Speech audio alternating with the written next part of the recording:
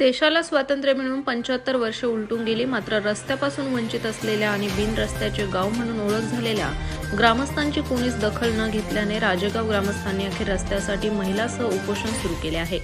नेवासा तालुक्यातील राजेगाव हे गाव नेवासा, पाथर्डी आणि नगर तालुक्याच्या सीमेवर आहे। देशाला स्वातंत्र्य मिळून 75 वर्षे उलटून गेले, मात्र अद्याप या गावाला डांबरी रस्ताच पाहायला मिळाला नाही। कच्च्या रस्त्यांचे साम्राज्य, अत्यंत खडतर जीवन या गावातील लोक जगत आहेत। रस्ताच नसल्याने गावातील अनेक आजारी माणसांना तसेच महिलांना बाळंतपणात वेळेवर उपचार मिळत नसल्याने अनेक माणसांना आपला जीव गमवावा लागलाय। गावाला कोठूनही येण्या जाण्यासाठी मजबूत डांबरी रस्ताच नसल्याने कच्च्या रस्त्याने प्रवास करावा लागतो। या कच्च्या रस्त्यावरील उघडी पडलेल्या खडीकरणावरून घसरून अनेक मोटरसायकलस्वार अपघातात जखमी होऊन त्यांना अपंगत्व आलेले आहे। दरवर्षी या रस्त्यावर अपघात होऊन 2-3 मयत होत आहेत।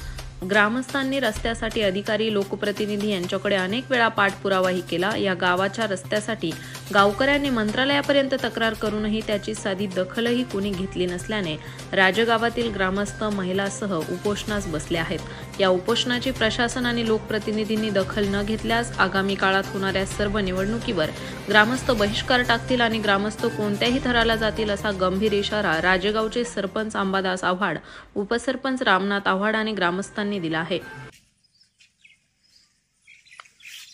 नमस्कार, मी सरपंच अंबादास आव्हाड बोलतोय।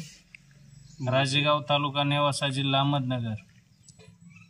आज दिनांक 3/1/2024 पासून राजेगाव मधील सर्व ग्रामस्थ महिलासह उपोषणासाठी बसलेले आहेत। या उपोषणाचं कारण असं आहे की राजेगाव हे नेवासा तालुक्यातील आणि नगर तालुका, पाथर्डी तालुका या तिन्ही तालुक्यांच्या बाउंड्रीवरचं गाव आहे। या गावाला कुठल्याही प्रकारचा एकही असा मजबूत रस्ता नाही। अतिशय खराब दुर्लक्षित झालेले रस्ते आहेत। या रस्त्यावर आतापर्यंत गेल्या वर्षभरामध्ये 3 ते 4 अपघात होऊन मयत झालेले आहेत आणि छोटे मोठे अपघात महिन्यामध्ये 1-2 होतच असतात। आतापर्यंत या रोडला स्वातंत्र्यापासून आतापर्यंत या रोडला डांबरी हा काय असतं हे माहितीच नाहीये।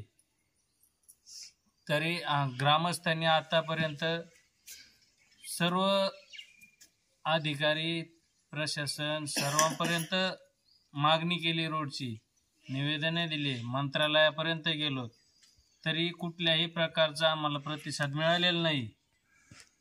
राज्यामध्ये 2 मुख्यमंत्री असताना सुद्धा आमच्याकडे इतकी दयनीय अवस्था आहे की आम्हाला अर्जंटमध्ये जर पेशंट हॉस्पिटलला न्यायचं ठरलं तर कुठलाही रस्ता असा नाही का तात्काळ आम्ही हॉस्पिटलपर्यंत पोहोचू शकतो। हॉस्पिटलच्या टायमाअभावी आतापर्यंत 2 मृत्यू झालेले आहेत। त्याच्यामुळे प्रशासनाला एकच विनंती आहे की आमच्या गावावर असा अन्याय का आहे, या आमच्या रस्त्यावर ताबडतोब कुठला तरी तोडगा काढून, मार्ग काढून आमचे रस्ते मजबूतीकरण, डांबरीकरण करून द्यावे।